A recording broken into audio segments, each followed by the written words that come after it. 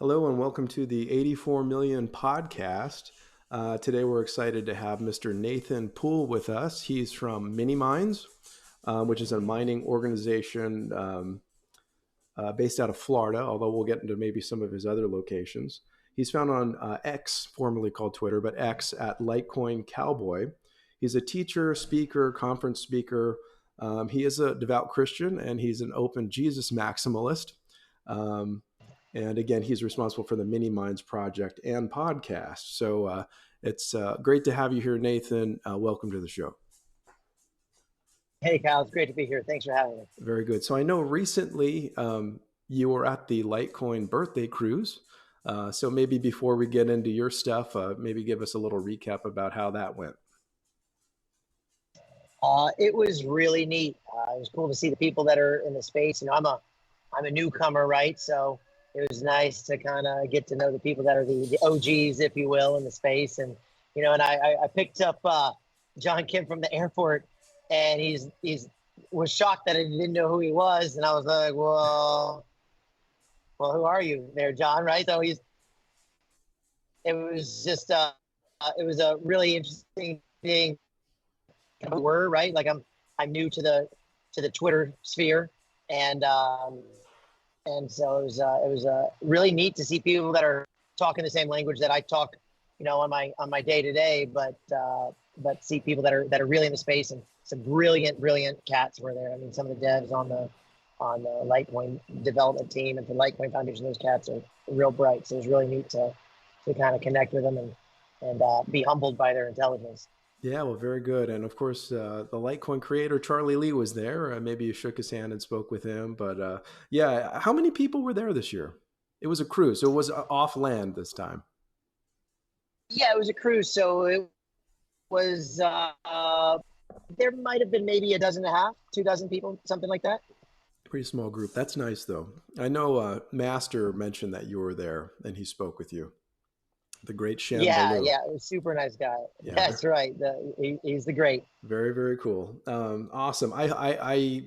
Due to personal circumstances, clearly I was not there. God willing, next year we may be able to cross paths there. I hope to. So let's move forward here. You're a miner, so I want to talk about Litecoin mining. We haven't specifically had a Litecoin miner on the show yet, so I think you're the guy to talk to. We're here to talk about Litecoin in terms of mining. You're a miner. Tell us about what you're doing in the space. Maybe tell us a little bit about mini mines. By the way, this is not an advertisement for mini mines, but it is a good conversation for educational purposes for me as well as the listeners. So, no exchanges. There's no payment or anything. This is a goodwill conversation between two individuals here. But I'm looking forward to hear about mini mines, though. So tell us more about Litecoin mining and mini mines. So I got into it as a tax play. So we have a general contracting firm, mortgage brokerage, real estate brokerage, and it was going well, right? We had a really good economy, and so we had a tax problem, and we said, well, how are we going to do to solve our tax problem? So one year we had scaled up our GC firm, and we bought excavators and dump trailers and fleets of trucks and this and that. I mean, we bought all the stuff, the skid steers and all the things you need to do that. And we scaled into the civil contracting arena, and we did neat stuff, right? Like we built a water park. We did a bunch of warehouse spaces, did a museum for the city of Orlando. So we did a bunch of really things. And ultimately we said, that's a lot of headaches and a lot of staff and a lot of risk. The risk reward ratio wasn't really there for us. And so we said the next year, I got a tax problem. What are we going to solve it? And I said, well, let me figure it out. My wife, was like, well, it's December, so you've got like 2 weeks. I said, I'll let you know. And I came back a week or so later, said, we're going to be crypto miners. And she said, well, what's crypto mining? And I said, I don't know, but I'm going to find out. She said, we don't crypto. I'm about to crypto.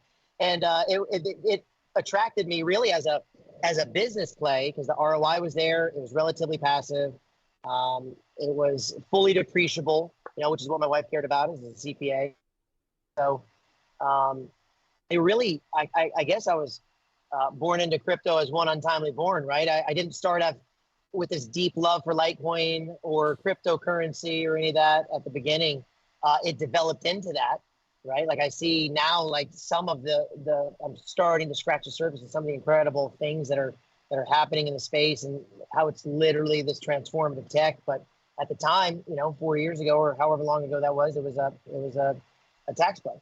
And so we started with a bunch of different currencies, everything from Handshake and Kadena and the GPU rigs and Bitcoin miners, and we had the L3s. The first we had a few dozen L3s at that time, and then we kind of settled into really saying, I from the tech space and from the promise of what I think that the tech is and is going to do in the future, I think that Litecoin's probably the winner.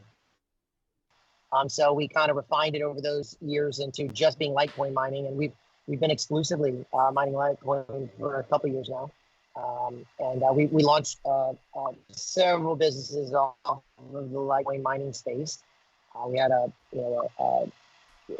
and again, it's still in a way, it's largely a tax play too. I mean, now it's my primary business. I spend 80+% of my time on this business. And it's a play where we have like a management company that's a Rob's 401k, a rollover business startup 401k. So you can still lead a company inside of a Roth 401k. So your taxes are prepaid. And so like we structured it, I feel, properly, and it's set up right. So that way, if we have this big upside, which we're hopeful and anticipating, right? It would be a fully legally tax exempt, part of the business, and so we're excited to kind of go at it at a more business route, and then in that process of going at it from business, we I think, well, at least I'll speak for myself, and I think my team too. We fell in love with Litecoin, right? Just the tech, the fair launch of it. I mean, the whole thing, and then even now, more recently, the community. The people that are involved in it, just really, really neat people, and really great friendships from the Litecoin community that are mining Litecoin. It's pretty neat. Very good. Got a little bit broken up there, just for our friends who may not be watching. We're sitting, I believe, in a mining facility right now, and maybe you want to tell us about that, but I'm not sure how strong your signal is, but just beware that there might be some cut-ins and out this episode. But we're gonna blaze through it. Doesn't matter. All right. Well, we are right now. I'm sitting in North Carolina. This is our third of 5 facilities. So we have a 1 megawatt facility in Florida. We have a 4 megawatt facility in Florida that is in the process of launching now. We have a 24 megawatt facility in Florida that we just got our building permit on recently, and so we're that in North Carolina here the next 30 or 60 days, and then this particular facility I'm at is in North Carolina. It's a 7.5 megawatt facility, and then we have another one coming online here in the next 2 to 3 months of 8.5 megawatts, also in North Carolina. So we'll have 2 in North Carolina, 2 in the Central Florida area, 3rd in the Central Florida area on the way. So we're hoping to bring something to the tune of, I haven't really mapped it out, but something between 40 and 50 megawatts live in the coming 6 to 12 months. Excellent. Very, very good. Any plans to bring any to Texas?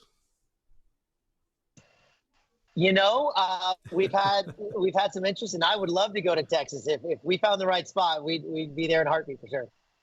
Yeah, maybe in time, but it sounds like you're pretty busy as is. So congratulations. And it's a pretty impressive thing to behold here. I get to see you, via our channel here. You're sitting right in the thick of it. So very good. In terms of mining, kind of going back to the basics here, I think most people don't have to understand anything that you do in order to use Litecoin successfully. SHA-256 for Bitcoin, script for Litecoin. Do you think it's advantageous, though, while you don't need to understand what you do you think it's good for people to understand what you do? What does it share, or what does it tell us about Litecoin as a commodity or a currency based upon what you're doing versus fiat, for example? Yeah, I mean, the tech behind what we're doing, and it is, to me, what really sold me on cryptocurrency as a whole. And I don't, I say cryptocurrency very narrowly. I'm like Bitcoin, Litecoin only, right? Like I'm not a Bitcoin maxi, obviously, or a Litecoin maxi, but like those two techs being the gold and silver, if you will, but a really similar technology behind them. I think that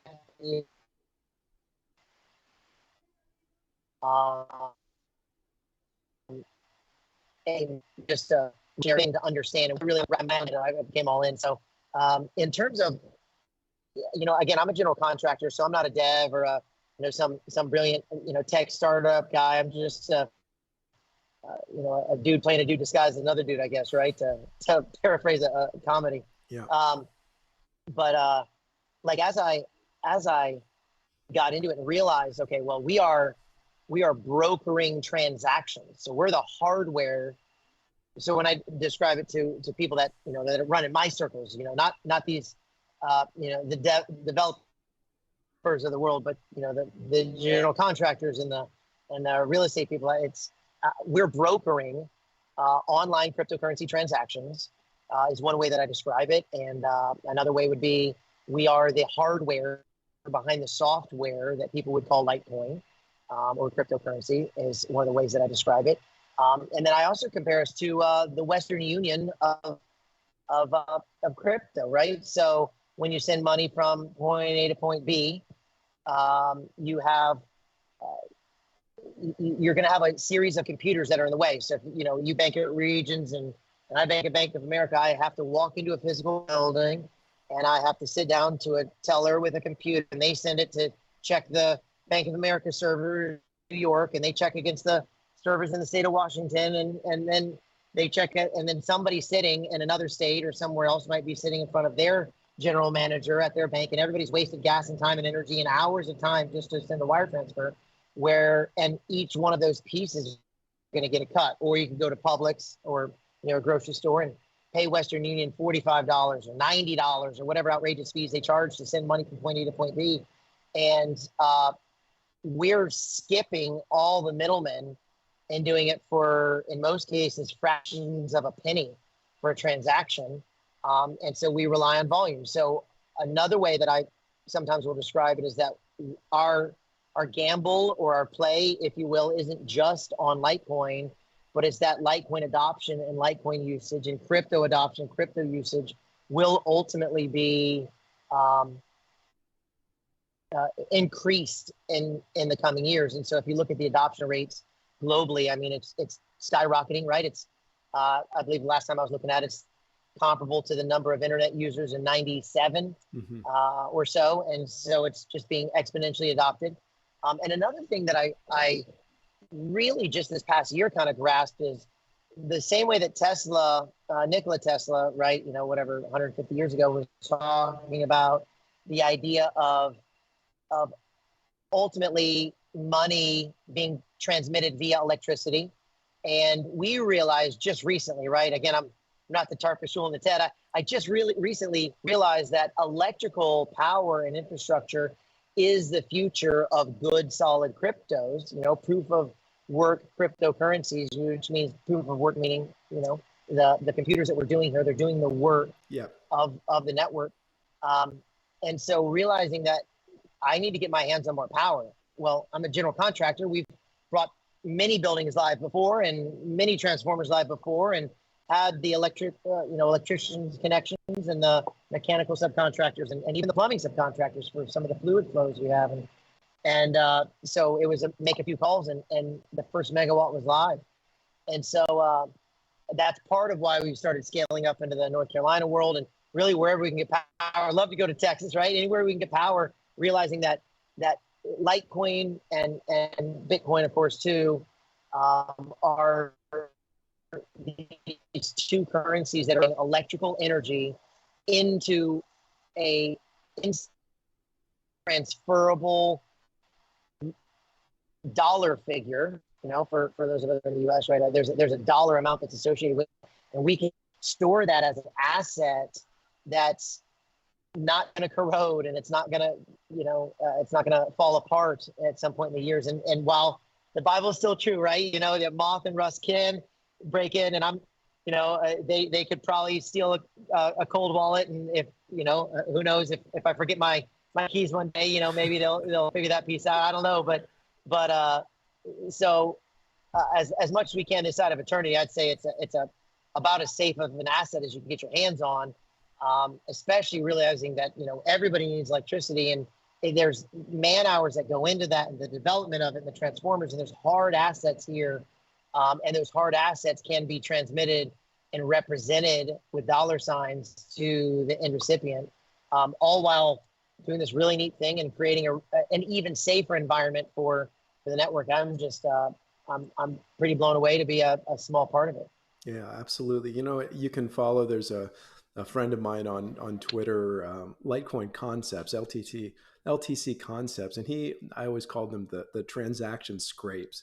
He goes through like the block explorers and finds these massive transactions that people are sending for fractions of a penny. I think there was one that was $975 million, and they spent, I think it was cents, but it might have been at worst $2 or something, which is ridiculous. But that's possible on the Litecoin network, and of course, you're facilitating those sort of transactions, which is quite amazing. Yeah.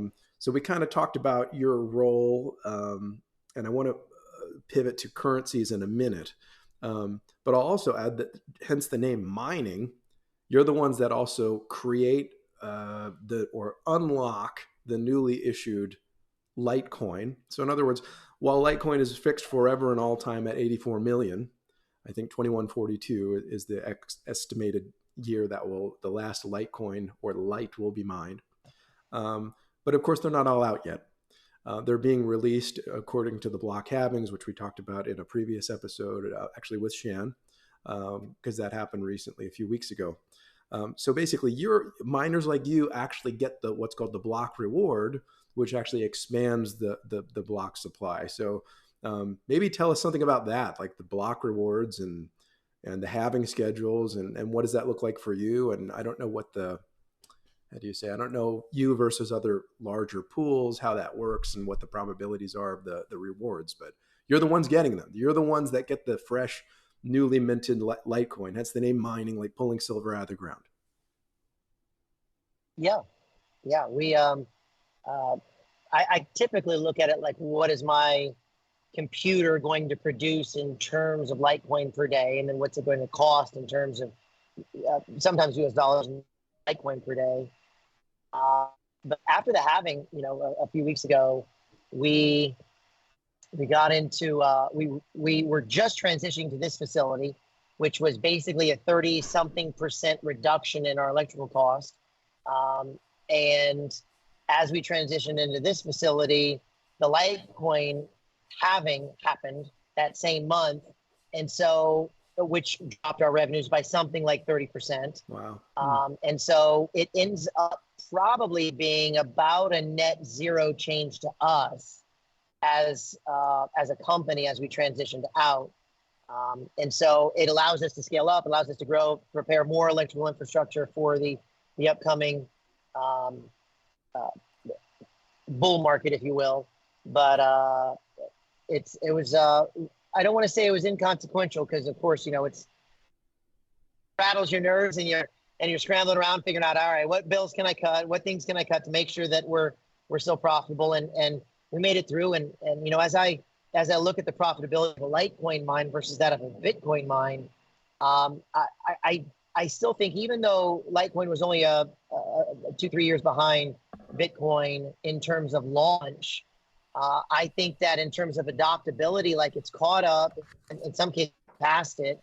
And so I think that the profitability of Litecoin mining right now is higher than Bitcoin's, but I think in the upcoming will be exponentially higher than the profits of a Bitcoin miner. So I just think in strictly US dollar terms, it's by far better than Bitcoin mining. And in my opinion, it's also, it's a superior tech too. But The differences between Bitcoin and Litecoin, indeed, they are stark. Very similar projects. Of course, Litecoin is a child, if you will, a clone, a twin. I always say the female of the two. Um, uh, but absolutely, we've got some things on Litecoin from day one, and of course over time, like with MWeb and things like this, that Bitcoin doesn't have. It's terrific. So yeah, between mining Bitcoin and Litecoin, you've chosen to mine Litecoin.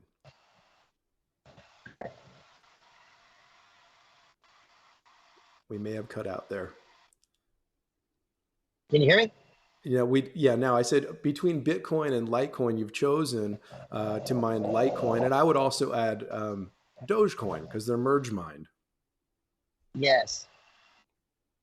So what do you? I think most of our rewards at this point, I believe, but we take all of our payout. We can choose whatever crypto to take our payout in. We obviously choose Litecoin still, but we could choose to mine.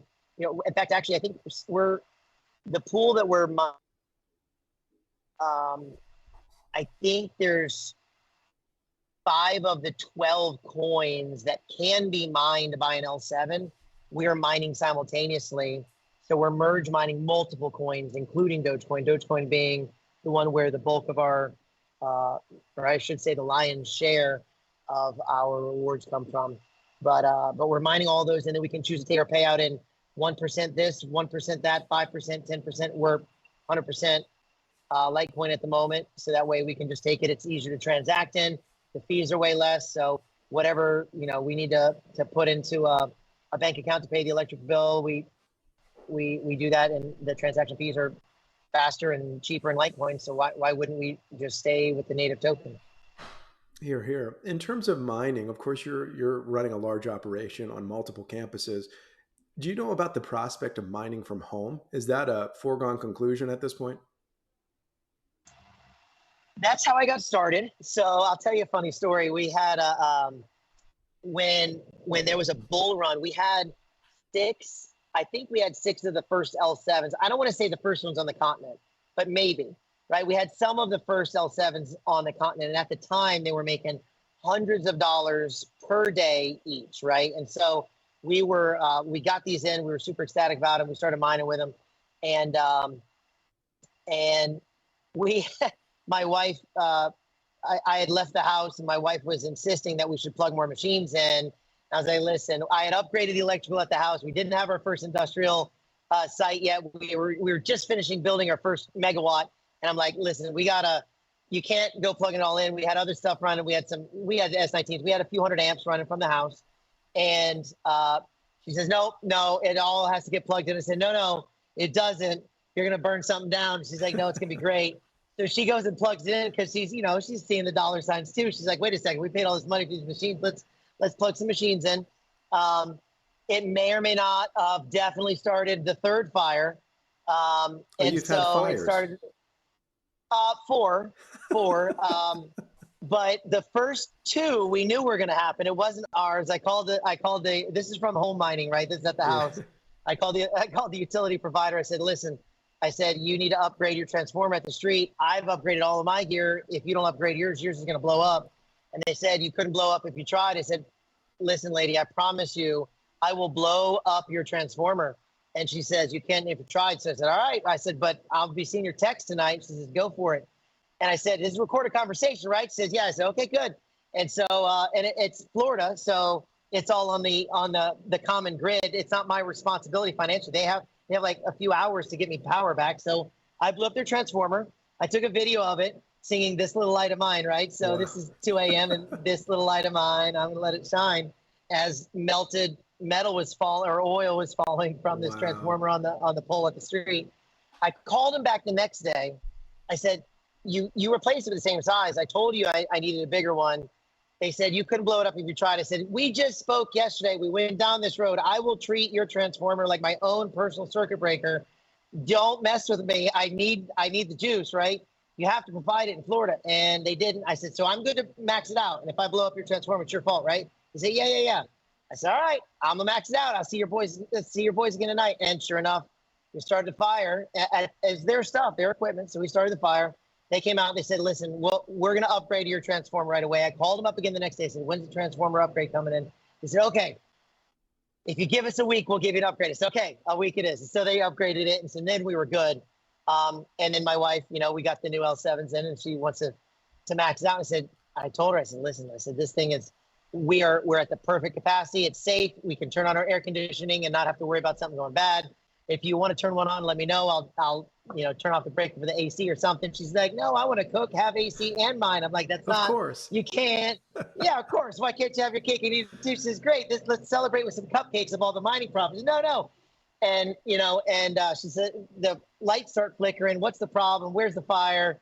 She goes into full-blown panic mode. I'm like 3 minutes away from the house. I'm racing home to find the fire extinguisher. I put the fire out. It was outside the house, right at the, it was still the utility company's gear. It wasn't our gear. It was their gear.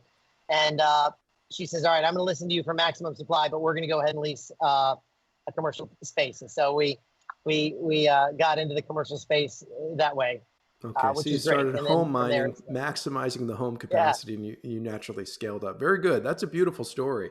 And I'm curious what the utility company thought of you. I don't think they were a fan. I don't think they're a fan. There might be a reason that my new home electric rate is definitely higher than it was. So I don't think that they like that. But I said, you said to do it. I called you, warned you, but we figured that piece out because we were doing it as an Airbnb play. Mm-hmm. So we had an Airbnb in South Florida, and it had a detached garage. It was in Key Largo up on the water, and so up top was like living quarters, and down bottom was a detached garage. And this is back when GPU mining was a thing. And so we had, I custom fabricated a tank for 6 ASICs. And so I had six L7s running in the basement, as well as a handful of a couple dozen GPUs. And so that was enough to, you know, the profits from that would have been enough to cover, you know, the bills of the place, almost like an Airbnb in and of itself. And so, I mean, it didn't, it was going to different purposes, but ultimately that was where we kind of figured out, all right, there's not really a place at the scale we want to do it, even at the Airbnb rate. And then after the merge, we said, listen, we'll shut down these operations and bring them live in a more professional facility. Very good. Very good. So in terms of home mining, you started there. If I wanted to, you know, spin a miner up now, what would that look like for me? Is it profitable for the independent individual with, let's say, one of whatever the latest one? There's L7s. I don't follow it like you guys do. Is it possible at home to still mine and have some profit? Absolutely. So I'd have to check the calculators today.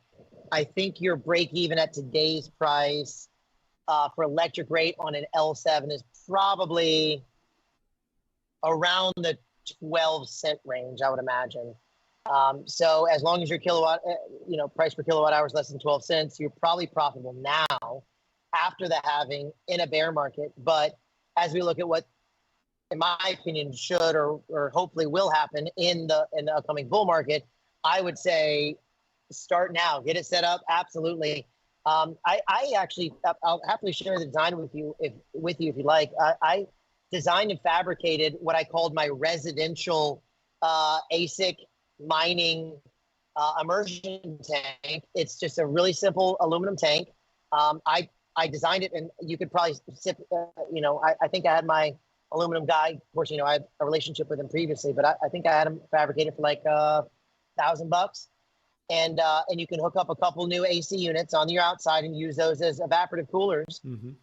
And you can 6 ASICs is enough that on most 200 amp panels, you'll have excess capacity to cook and, you know, cool your house and so forth. So if an L7 makes at let's say an L7 might make you today, it's not much. It might be $2-3 a day, but still, you know, that's a few $100s a month extra in your pocket. Mm-hmm. And if Shan Bilu is even remotely right, it'll be thousands and thousands a month in profit after the upcoming bull market.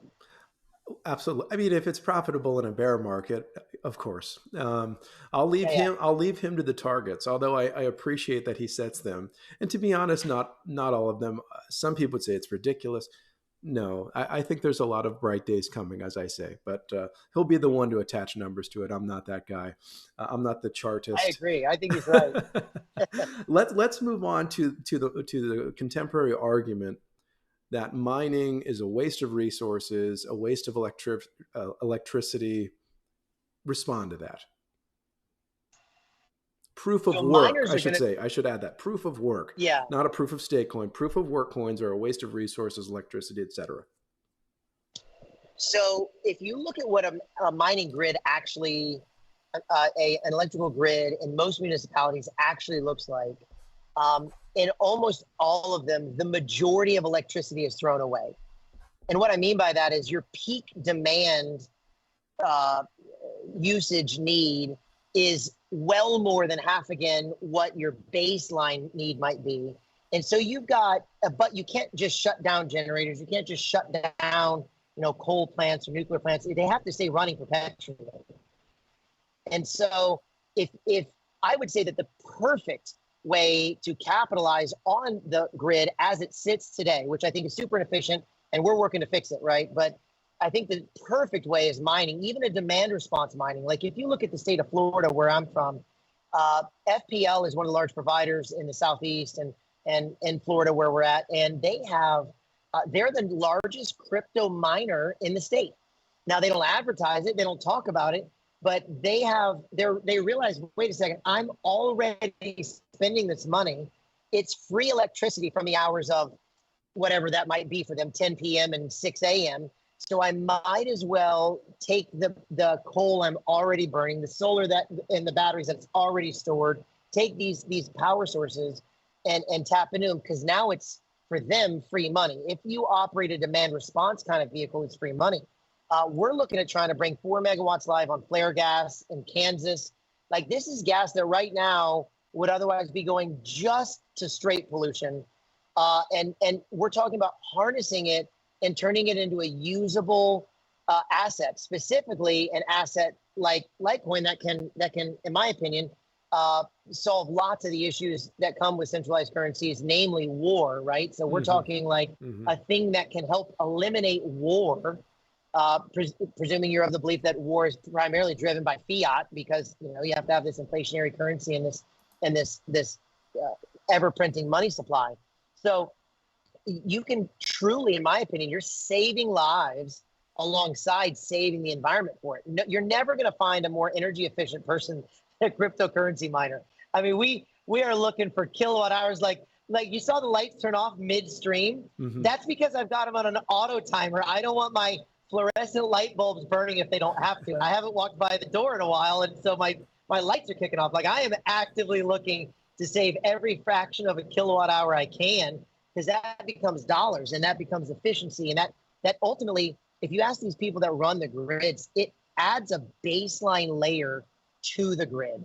So the grid itself needs a baseline to be able to expand for population growth, to be able to expand and increase their operational efficiency for what they already have. You'll find that when they have a higher baseline, like if you go to a larger city, and if you take politics out of it, but just say strictly what the cost in terms of hours and dollars should be, if you go into a larger city and look at the efficiency of their fuel usage, of their natural gas usage, of their coal usage, it's almost always higher than way out in the boondocks, because there's not a base layer of use demand in way out in the boondocks. But now crypto miners, we can go into the boondocks and say, let us provide. I just had a call yesterday, speak of Texas, with a co-op in Texas, trying to see if we can expand to a facility there. And I said, do you need any demand response? What kind of usage can we put to work here? And so I don't know if that'll be the one, but those are the conversations we have regularly, trying to find what's a base layer of usage that we can give to you, Mr. Small Municipality, or Mrs. Small Municipality, that can help provide an increased efficiency for the remainder of your grid, driving the price per kilowatt hour down for all of your customers. And so that's just a really beautiful thing. It results in cost savings. In the long run, it results in cost savings both for the consumer and for the municipality and for the provider of the power, which ultimately probably will get shared in some way in some fraction, the provider might take a large percentage of it, but right, you can claw some of that back.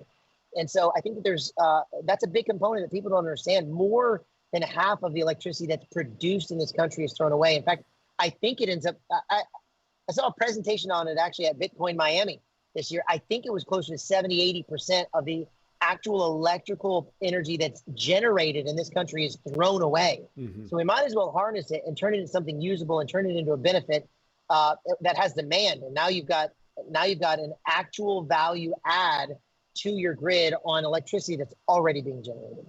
That's amazing. And I think that that perspective needs to be shared. Like, absolutely, because there's a propaganda campaign that's saying the exact opposite. And of course, they would probably be friends of the fiat and the centralization and all the problems that come with it. But still, that's a very strong media presence for the exact opposite of what you're saying. And I'm hoping more folks like you and other miners can, become more of a presence in media and other things like this, just to correct these misrepresentations. Because that's one of the tools to attack crypto is the point from energy.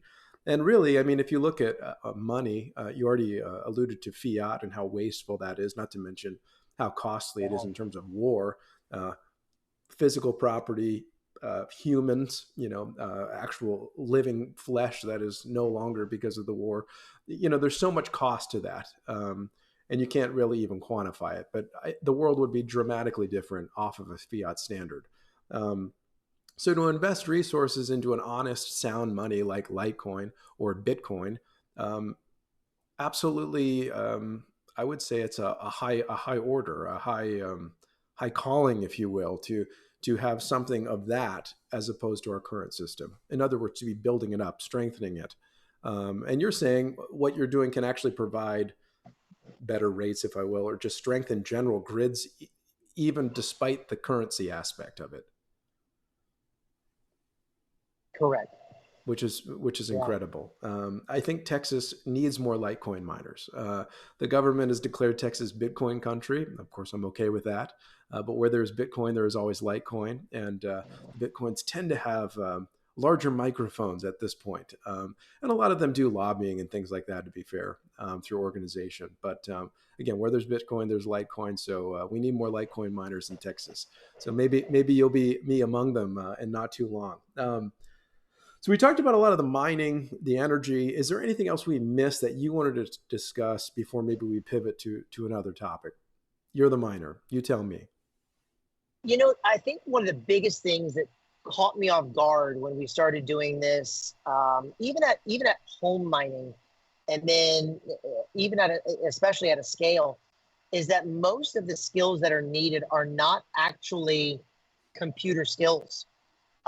They're physical, like electrical, like electrician. Like, I need to be a good electrician to be able to do this. I need to be a good fluid manager, right? You're managing the fluid of air. You're managing in our case, we're doing immersion too. So you're managing the fluid of oil. You're managing how circuits flow, both electrically and in fluids. And then, like I'm sitting here at a rack that we constructed, right? So, the mechanical component of how do you space out and size racking? How do you do proper cable management? How do you install transformers? So what really caught me off guard is that, knowing what I know now, if I had to choose between being a really brilliant coder or a really brilliant general contractor, which I'm not professing to be, right? Either, let alone contractor, right? But if I had to choose between being one of the two, I would choose contractor. Like, more of the skills that I needed were in the contracting world and in the physical space handyman kind of skill set, more so than coding. Now, I've since learned, right? Oh, well, I'm reading a kernel log, which is really simple to read once you kind of get the hang of it. Oh, this and this is wrong, or here's the issue. And I'm learning how to code firmware, and I'm learning how to, do these things. But most of those can really be boiled down to essentially not too much more complex than like a Microsoft Office suite kind of software, right? Like, my wife being a CPA in Excel has made Excel far more complex than me dealing with the back end firmware of an ASIC, of a computer. So that was the big thing that I think really kind of shook me to my core and said, you know what, I think I can do this at scale and be good at it. Very good. We wish you well. And Mini Minds, and again, miniminds.com. Yes, sir. And do you provide services where people can rent portions of your facility or co-op in with you to get, income streams? So yeah, actually we have, especially for my Litecoin mining peeps. Yes, for Litecoin miners, special place in my heart. I'll help a lot with the minimum order quantity, try and get some more Litecoiners in here. But so yeah, we being at a significantly greater scale than we have funds to fill with L7s, we are. I don't want to say unfortunately, because I'm fortunate for the silver to the gold to our silver, right? But we are filling, Bitcoin miners up in here and adding Bitcoin miners to our resume as we manage their products. Now, we're not personally purchasing any Bitcoin miners. All of the miners through our fund are through our Litecoin miners. They're all L7s. In fact, we're not purchasing anything except L7s through that we would personally own and manage. But we are hosting the space to primarily S19s, right? And there's what's miners too, but primarily Bitcoin miners. And the way that we set our fund up was that an accredited investor would invest money, and we would take that money, deploy it in L7s, and then they get a preferred return, which isn't like my world was, again, contracting and investing. So my partner is brilliant at investing in real estate. We're in those spaces, and so it allowed him and us to kind of bring in outside people to say, listen, I'm not familiar with mining. I don't know what it is, but I know there's a high upside, and I know there's an exit planned with a higher multiple than what crypto would do. We want to be in and buy some miners with you. So we buy them, they fund it. We buy the mining computers themselves. We personally fund the infrastructure. They provide the computers, and then we split the profit. And so we split it 50-50. I tried to make it like if I was investing with my mom, how would I set it up? And I said, well, I couldn't think of a more fair way to do it. And so, so that's really the way that we set that piece up. So an investor will come in and invest money, and we buy the computers and we run it for them, and then they get their quarterly payback and they get their the upside. The thing I like about it is that the risk reward ratio is the opposite of contracting. So in contracting, like you'll take on these big 6, 7, 8 figure jobs and have a 5% margin or a 15% margin. But if the job goes south, now you've got the risk of the entire project. So you're risking 100% to try and make 5, 10, 15% on many jobs. Whereas in the mining space, like let's say, Litecoin goes up to 4 times the previous all-time high, and that would be 1600-ish, which I tend to think it. Well, I'm a Super Bowl. I think it's going to go way higher than that. But let's say it goes up to something like 1600, and now instead of 70, right, 60, 70. So now you've got this 20, 25x multiple on it. But the goal of building this business is that we then scale the business. And when you scale the business, you get a multiple on the business between 2 and 20 or 30 or 40 or higher, like the highest exit in the 2020 bull run was 535 times $1 of revenue, which is just mind-boggling to me, right?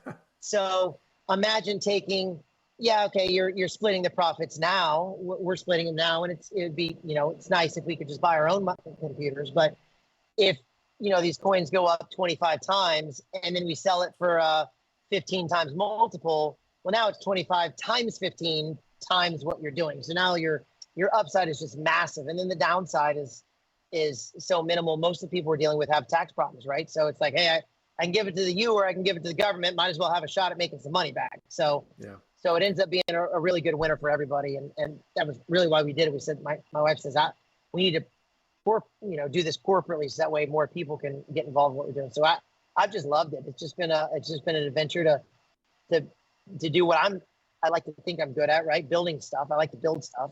And so doing that and learning the tech piece and I've picked up a lot of skills along the way I didn't think I would have. At my ripe old age of 38, right? I didn't think I'd have it. It's a beautiful thing, and I think that's part of it. But it's terrific, and again, we're glad to have you here today.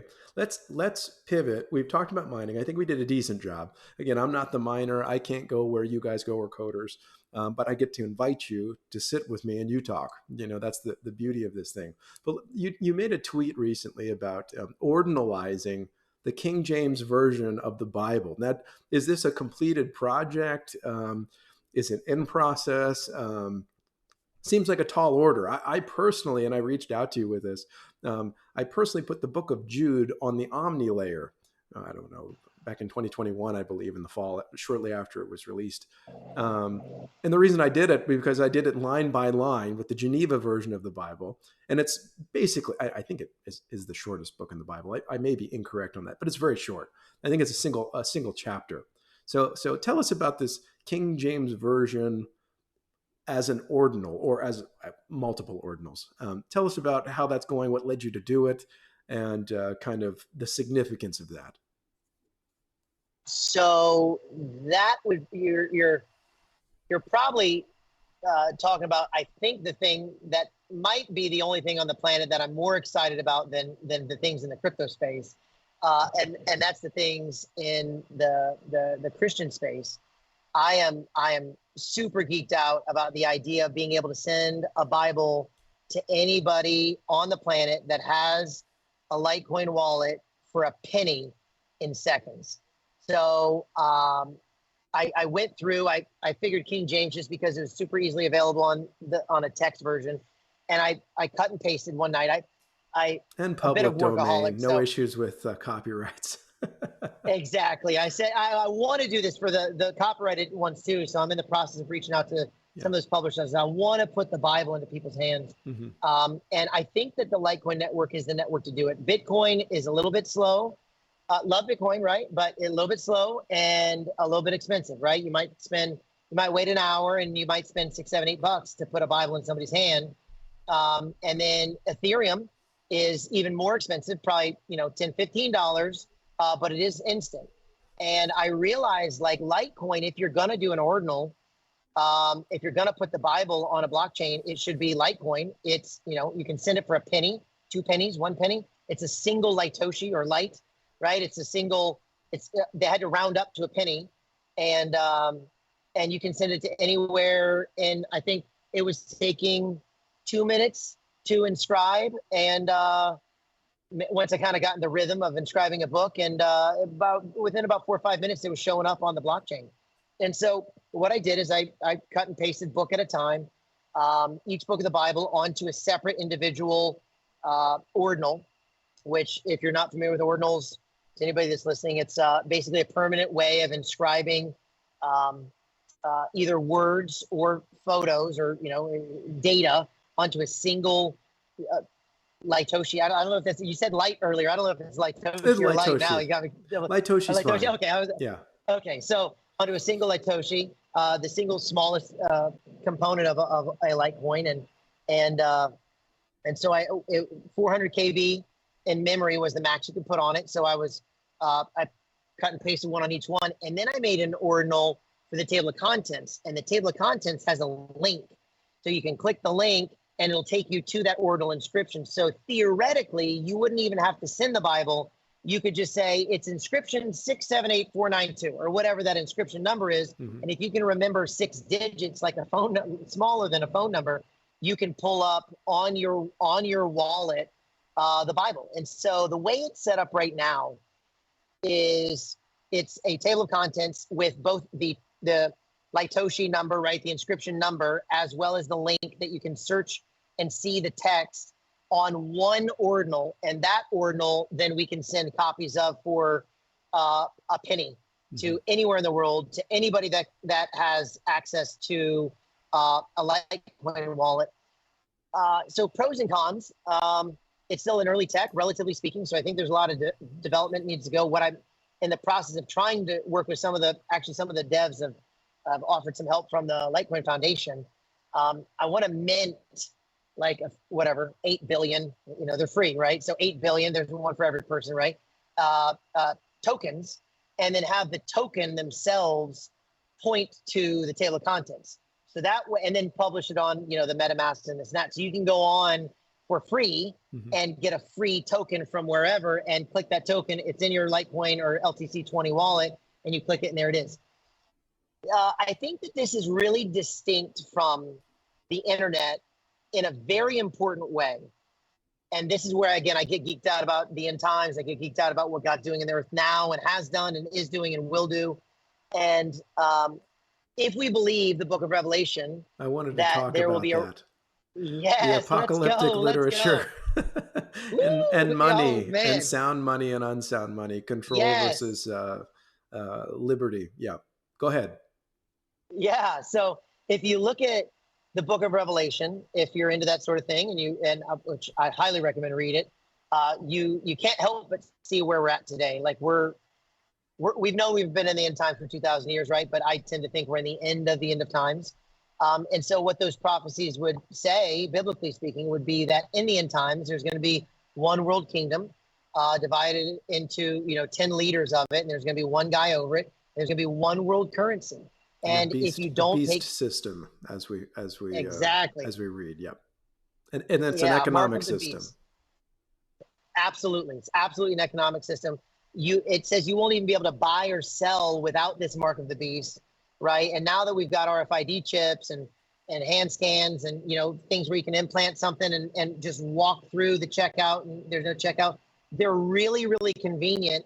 But at some point, one of them will become this the tech that evolves into this mark of the beast, right? And if you believe the Bible, then this is the Bible, right? This is biblical prophecy, and so you won't be able to buy or sell. You're going to have to swear your allegiance to something that's not of God. And as we look at the internet, we've even seen, like, even on silly things, right? Like disinformation management campaigns on social medias, right? And even with the thing with X, formerly Twitter, with them publishing, hey, they were paying Twitter to not publish this article or to not talk about this or to censor these items. And so we'll see that at a global scale at some point. Even the people that don't believe that this is a Bible prophecy are on board, right? They say, yeah, globally, we want to be globalists. We want one world currency. We want one world government. We all need peace. We all need to come together. We need to love, hug, and cuddle everybody. And everybody can be whoever you want to be in this global system. And that is, there's parts of that sound great, parts of it that are great, but ultimately at the end, there's going to be a really maniacal twist to that. And so without being able to, well, I think that's when it would no longer be voluntary. Oh yeah. If you participate in this, 100%. and many people, years ago, I remember people are, authentication. They're taking it as like a vitamin, or they're putting it on a tattoo. There's different things that people have. And there's a transhumanist movement that really enjoys this sort of thing. But I'm saying it's voluntary at this point. People are signing up for it because they want it. Otherwise, you're left alone. But I would think the problem with what you're describing is when it ceases to become voluntary and it becomes the rule. Correct. Yes, 100%. And so anyway, so in that environment, to your point, like when that happens, you can't take the Bible off the blockchain, right? It's there, it's etched, it's permanent, unless you can find a way to hunt down every single Litecoin miner on the planet, which I don't think you can, right? It's too decentralized, and I don't think you'll be able to remove those ordinals from there. So I did it primarily. I started out just right. I was driving the mine, my wife was driving, I was working, and it was late at night, and I said, let's put the Bible on there. But as I got further and further into doing it, I was like, this is a really important, significant thing. And then the more I was processing through the significance of it, the more I realized, like, being on, in my opinion, the best blockchain, right? Like, we're partial, right? 84 million. We're a Litecoin podcast, although we like Dogecoin too. And we do believe that Litecoiners and Bitcoiners are naturally in tandem. They should be holding hands. Maximalism is a new breed. Yeah. And I like the three. The Bitcoin, the Litecoin, and the Doge. And I've had this, and some others online too, Indigo Nakamoto, for example. We see it as silver, gold, and copper, kind of a new iteration of an older metallic standard, which was also proof of work, voluntary, et cetera. Granted, there was price fixing and governments and tethering to a degree, but generally it was natural sound money for the most part. And I believe we could say, as an illusion, these three kind of are the same in a new realm. Oh, I Go ahead. 100% agree. Yeah, no, I agree. And so I think the idea is that in these end times, whenever they may come, right?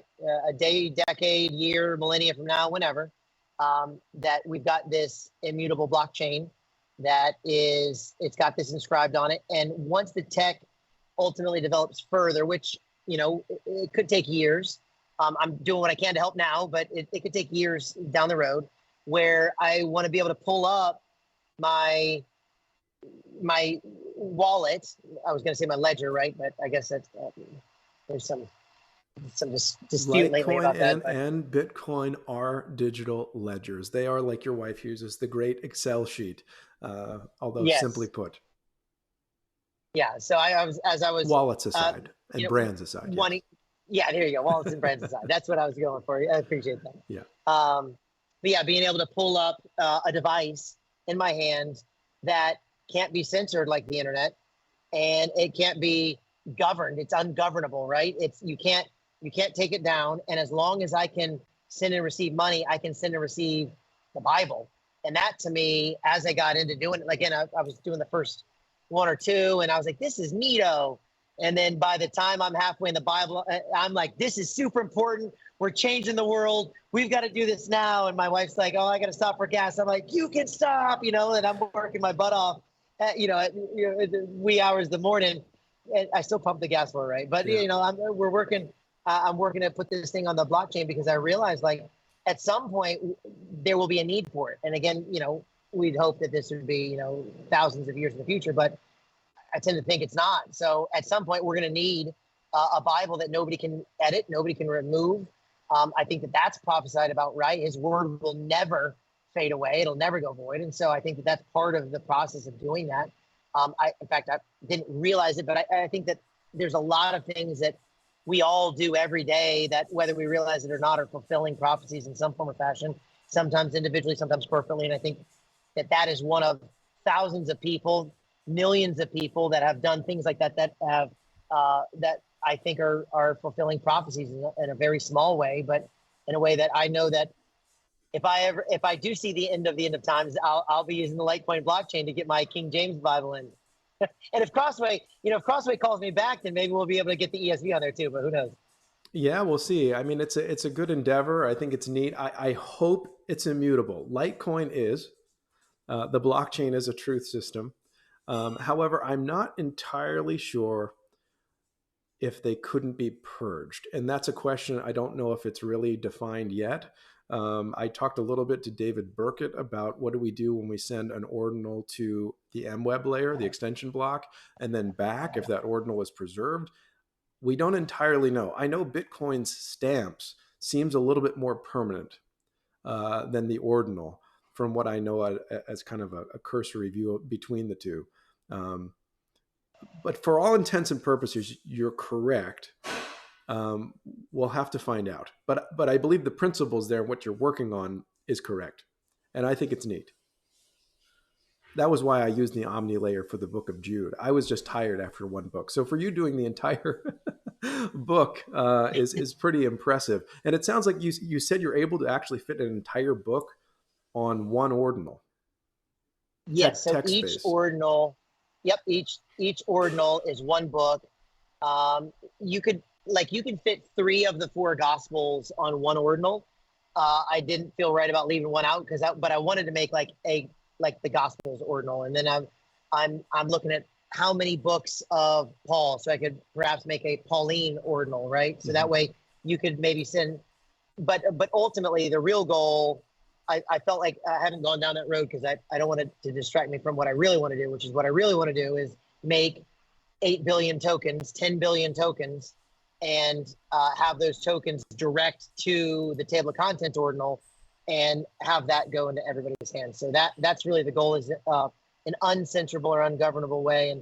And I don't know if it's good or bad, if they can delete it or not, right? There's my fear is that while we are excited about using it for the Bible, I'm sure there's other nefarious far more negative things that it could also be used for. I mean, when I was looking to see if the Bible was on there, I saw the book of the law, but it was, I believe it was like a new agey satanic kind of book was inscribed on some ordinals. And I said, man, that's not the one I'm looking for. That's a different book of the law, you know? And yeah, as I was reading through it. And so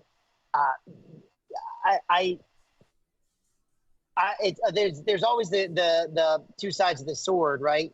It's beautiful to be able to put the Bible on the blockchain, but what happens when you have a really evil character that wants to put some evil and or illegal things on the blockchain? How do you stop it? Can you purge it? What are we going to do to stop it? And who knows if we want that to be able to be stopped, right? Like if stopping that means stopping the Bible and full censorship, where's the line? And that's above my pay grade. I don't know, but I'm just excited to be a small part of putting the Bible on it for now. Absolutely. And God willing, it will be used more for good than negative. But that was actually my initial concern with bringing ordinals to Litecoin, was that precisely, was if we can mint anything absolutely without restriction, because if somebody wanted to put something on as an inscription that was, illegal or whatever it would be, that would be another reason to bring a crosshair to the network from the perspective of governments, for example.